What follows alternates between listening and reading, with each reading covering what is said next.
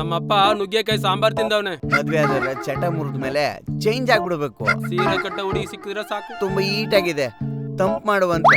ಗೋಡೆಗೆ ತಂಪ್ ಮಾಡ್ಬಿಟ್ ಬಾ. ಅಪ್ಪ ಸೀದಾ ಬುಡಕ್ಕೆ ಕೈಯಾಗ ಕೊರ್ಕೊಂಡ್ರೆ ಇಷ್ಟ ಆಗಲ್ಲ. ಈಟಿರೋ ಬಾಡಿ ತಮ್ಮ ಮಾಡಕ್ಕೆ ಹುಡುಗಿರೇ ಬೇಕಾ? ತಮಾಷೆಗೂ ಆ ಮಾತು ಬರ್ಕೊಂಡು ಸ್ಮಾರ್ಟಿ ಹೀಟು ಬರೀ ತಂಪಾಯ್ತಾ?